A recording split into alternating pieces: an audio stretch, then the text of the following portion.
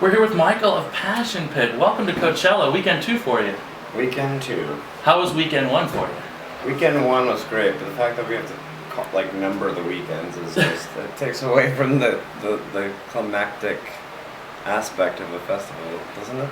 I honestly have an opinion about that as well. Kind of the magic is taken away from the one weekend. I mean, I guess we all collectively are sharing some same experiences, but it's 2 different weekends. It can't be the same thing, right?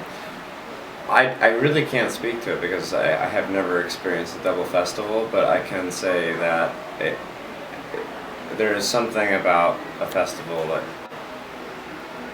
is great because you know that they put so much time and effort into this one momentous occasion, and then when they pump out 2, they kind of it dilutes it a little bit. Well, that's one way of putting it, but I would just say that the way Coachella works in and of itself is that it sells out before anyone even knows who's playing. It's kind of a confusing thing. I don't really all these other festivals they function like festivals still. So I like Coachella, but I think the second weekend is a lot less sceney. Sure. Which will probably make for a little more of an enjoyable experience for everyone involved.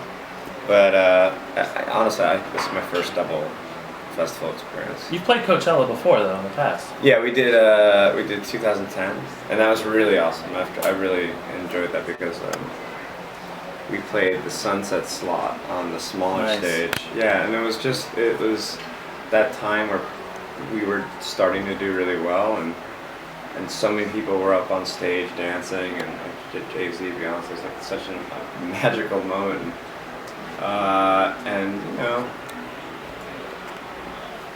It's not that this year. Right. What time do you guys play this evening? It's just an hour before that, actually. It's okay. What they call the golden hour. Okay. So it starts getting cooler, and you get I think it's like the peak hour for foot traffic. So it's like I don't know. It's a really good slot technically, but like any artist, we don't love playing during the day when the sun's out. We're all shows are. We're used to playing shows indoors where. Sure, it's climate controlled, and you have lights. Well, relatively climate controlled. But we prefer having production, but it just doesn't happen at festivals. I think the energy of your shows, it kind of captures the audience, and you maybe don't even need all those elements in the daylight. I think people kind of get wrapped up in it, and it's like a moment. People are connected to the songs. It isn't all that, but I understand how that adds to the experience. Yeah, no, it's not like a DJ set where you just sit in front of a laptop type thing. It is definitely still a band playing synthesizers and doing that, like actually performing. But this is a very, very average cliche company. It's like, every artist wants to play at night. Sure. Type thing. So what I'm saying is basically... So you're going to be up there in tank tops and shorts and flip-flops? I don't think I've ever worn a tank top. I don't think I ever have. And but I will be probably just wearing this. And then nothing really changes, I guess. Now that I think about it, but it's just a little brighter out. So there's some differences this weekend with the change in the lineups per se, but is the show different for Passion Pit from last weekend to this weekend? Is there anything different that's going on? Yeah, we changed the set a little bit. We learned that other opening songs could work better, so we switched it around a little bit.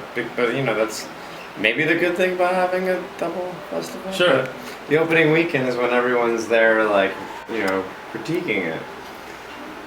Heavily critiquing it, and you want to put on your best for both shows, not just one show or whatever. But if we think it'll go over better this time. We think that it's a better set. Do you go out and see other bands when you're here?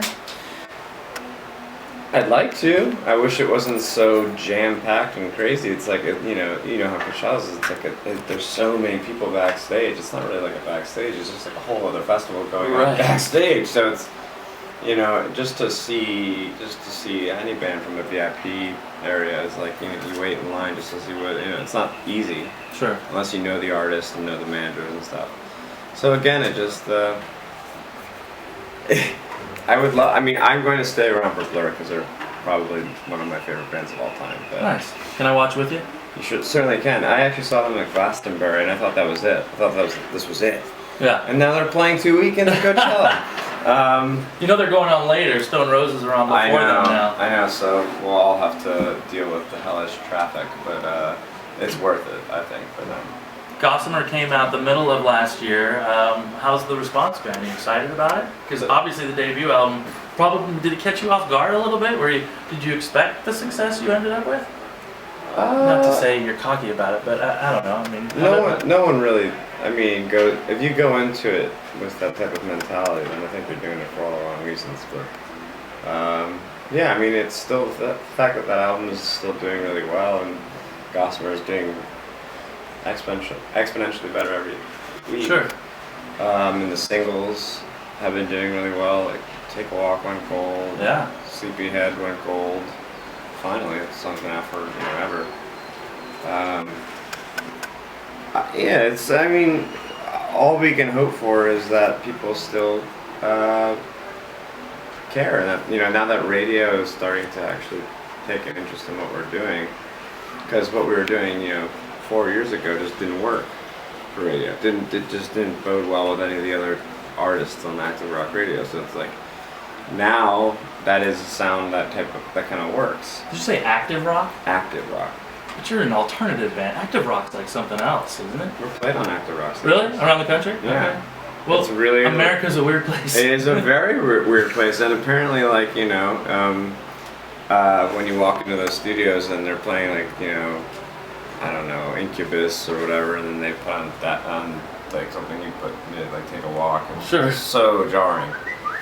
And also the interviews are jarring as well. But they're nice people. They just it's a whole different type of vibe. Yeah. But again, the radio response I think has been the most interesting thing. We didn't have that with Manners really. So Manners did well on like a grassroots level, and then now with radio with Gossamer, it's just been.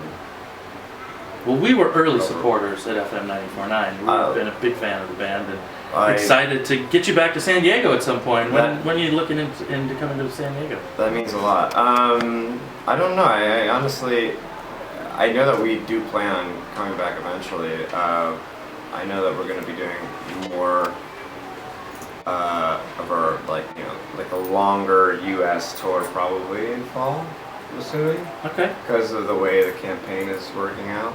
Because everything seems to be going so well in the U.S. We want to stay here. Nice. Sometimes you go to other places in the world. Like we'll be in Australia. We'll go to a bunch of other places eventually. And we were just in South America. Oh wow. We'll be back there again on this campaign. But yeah, no, things are going so well here. We absolutely want to come back to places like San Diego. I mean, it's exciting. You've been all over the world. The band is accepted worldwide. Does that make you feel good? Yeah, and confused, but yeah, I mean, you take. It's really fun to see how and how they how much they really are invested in it. I mean, we played in Singapore, and the reaction was just insane. Like all the kids knew all the words. They were requesting stuff from my first EP, and I mean stuff that I just didn't think anyone cared about.